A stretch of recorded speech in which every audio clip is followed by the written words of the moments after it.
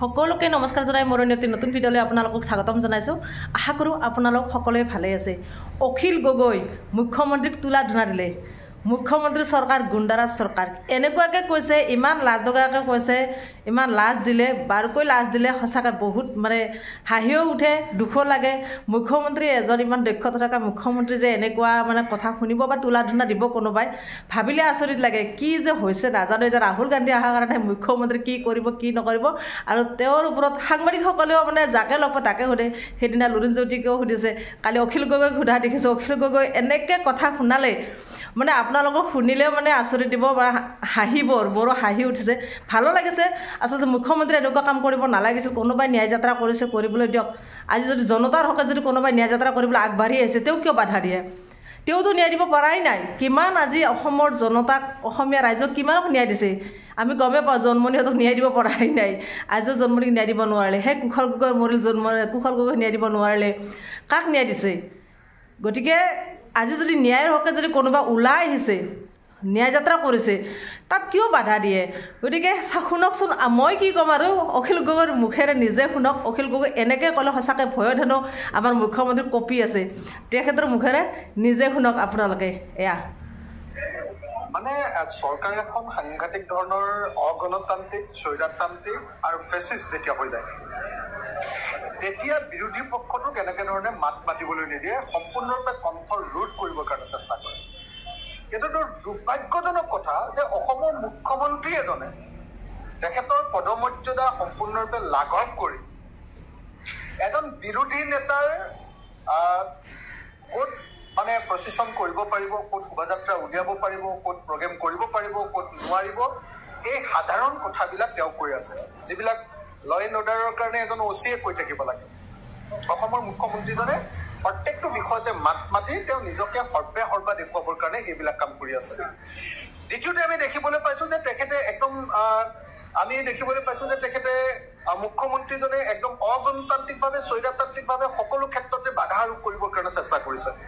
আমি দেখিছোঁ যে বিজেপি RSSৰ মানুহে কংগ্ৰেছৰ কালি লখিমপুৰত পতাকা, ফেষ্টুন এইবিলাক সম্পূৰ্ণৰূপে ধ্বংস কৰিছে।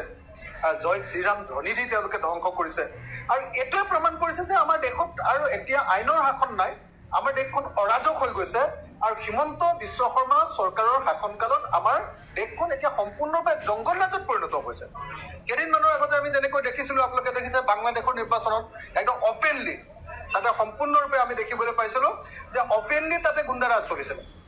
এতিয়া বিজেপিৰ দিনতো অসমত একদম গুণ্ডাৰাজ অপেনলি আপোনালোকে দেখিছে যে পুলিচৰ পহৰাত গৈছে। পুলিচৰ পহৰাত গৈ টাউনত গৈ কংগ্ৰেছ দলৰ ন্যায় যাত্ৰাৰ যিটো আপোনাৰ ভাৰত জোড়ো যাত্ৰা, ন্যায় যাত্ৰাৰ মানে গোটেই ফ্লেগবিলাক ফালিছে, পোষ্টাৰ ফালিছে, ফেষ্টুন ফালিছে, চাইনবোৰ্ড ফালিছে অপেন। আৰু কোনে এইটো পহৰা দি লৈ গৈছে? পুলিচে। গতিকে এই গোটেইবিলাকৰ পৰা প্ৰমাণিত হয় যে হিমন্ত বিশ্ব শৰ্মা, আগতে সকলো মানুহে সন্দেহ কৰিছিলে যে হিমন্ত বিশ্ব শৰ্মা যদি শাসনলৈ আহে অসমত ল'ৰা ৰজাৰ শাসন হ'ব, হিমন্ত বিশ্ব শৰ্মা যদি শাসনলৈ আহে অসমত জংগল ৰাজ হ'ব। আৰু সেইটোকে প্ৰতিপন্ন কৰি হিমন্ত বিশ্ব শৰ্মাৰ শাসন কালত আমি দেখিবলৈ পাইছোঁ যে প্ৰত্যেকটো ক্ষেত্ৰতে বিৰোধীক কণ্ঠৰোধ কৰিবৰ কাৰণে, বাক স্বাধীনতা হৰণ কৰিবৰ কাৰণে, বিৰোধীৰ ৰাজনৈতিক মানে কাম কাজবিলাক কৰাৰ অধিকাৰো হৰণ কৰিবৰ কাৰণে এনেকুৱা ধৰণৰ নিকৃষ্ট কাম কাজবিলাক কৰিছে। আমি এই মুহূৰ্তত অসম চৰকাৰক সকীয়াই দিছোঁ যে গণতান্ত্ৰিক পৰম্পৰা অক্ষুণ্ণ ৰাখক, গণতান্ত্ৰিকভাৱে কৰা কাম কাজৰ ওপৰত এনেকৈ বাধা আৰোপ কৰাটো বন্ধ কৰক, আৰু এনেকুৱা ধৰণৰ অত্যাচাৰ বন্ধ কৰক। হিমন্ত বিশ্ব শৰ্মাৰ দাদাগিৰি অসমত বন্ধ হ'ব লাগে। অসমত এতিয়া ল'ৰা ৰজাৰ শাসন, অসমত এতিয়া জংগল ৰাজ। আগতে বিহাৰত জংগল ৰাজ, ইউপিত জংগল ৰাজ বুলি কৈ থাকে যে, এতিয়া অসমত জংগল ৰাজ। অসমত মানে যাৰ ওপৰত আজি আপোনালোকে নিশ্চয় দেখিছে যে আমাৰ কা বিৰোধী আন্দোলনৰ এজন গুৰুত্বপূৰ্ণ নেতা আছিলে, কৃষক মুক্তি সংগ্ৰাম সমিতিৰ সাধাৰণ সম্পাদক বিদ্যুৎ শইকীয়াক পুৱতি নিশা গুৱাহাটীৰ পৰা উঠাই লৈ গৈছিল। মানে যেনেকৈ প্ৰফুল্ল মহন্ত আৰু LK আদৱানী, অটল বিহাৰী বাজপেয়ীৰ চৰকাৰৰ দিনত যেনেকৈ গুপ্ত হত্যাকাৰীবিলাকে এনেকৈ গুৱাহাটীৰ পৰা আন্দোলনকাৰীবিলাকক উঠাই লৈ গৈছিলে, অসম আন্দোলনতো এনেকুৱা ঘটনা ঘটিছিলে। ঠিক তেনেকৈ এতিয়া হিমন্ত বিশ্ব শৰ্মা আৰু GP সিঙৰ নেতৃত্বত অসমত এনেকুৱা ধৰণৰ এটা গুণ্ডাৰাজ চলিছে। একেটা সময়তে কৃষক মুক্তি সংগ্ৰাম সমিতিৰ সাধাৰণ সম্পাদক আৰু একেটা সময়তে কৃষক মুক্তি সংগ্ৰাম সমিতিৰ মুখ্য সাংগঠনিক সম্পাদক আকাশ দলেকো ৰাতি 12টা বজাত পুলিচে আহি উঠাই লৈ গৈছে। কোনো কাৰণ নাই, কোনো কাৰণ দিয়া নাই, বাৰু ধুই থকাৰ পৰা উঠাই লৈ গুচি গৈছে। মুঠতে গুপ্ত হত্যাকাৰীবিলাকে যেনেকে মানুহক উঠাই লৈ যায়, আমি এতিয়া হাল্লা কৰি দিলোঁ কাৰণে, আমি হুলস্থুল কৰি দিলোঁ কাৰণে, নহ'লে কিজানি তেওঁলোকে পাহাৰত গুলিয়াই মাৰি পেলালেহেঁতেন। গতিকে এইটো এটা অত্যন্ত জঘন্য এটা ল'ৰাৰাজৰ শাসন চলিছে, জঘন্য এটা জংগল ৰাজ চলিছে।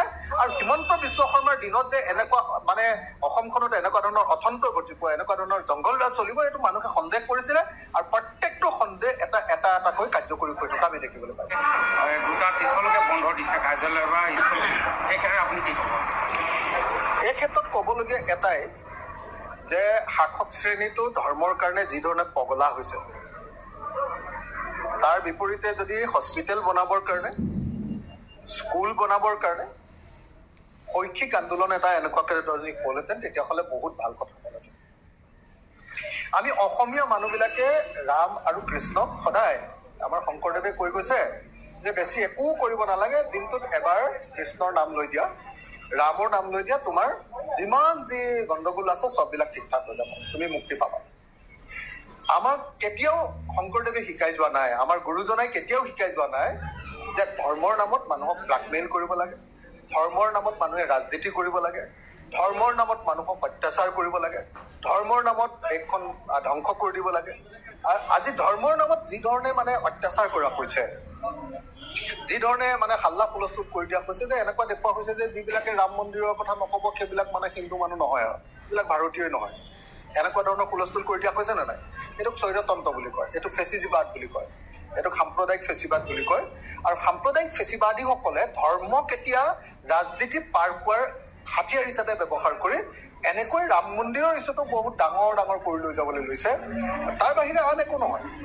মই ভাবোঁ যে যিবিলাকে ভগৱানক সেৱা কৰে, পূজা কৰে, ভগৱানৰ ভক্ত, তেওঁলোকে মুখত নাম ৰাম লৈ ল'লে, মুখত কৃষ্ণৰ নাম লৈ ল'লে, তেতিয়াহ'লে তেওঁলোকৰ মুক্তি হ'ব। আৰু এনেকুৱা ধৰণে অত্যাচাৰ কৰাৰ কোনো দৰকাৰ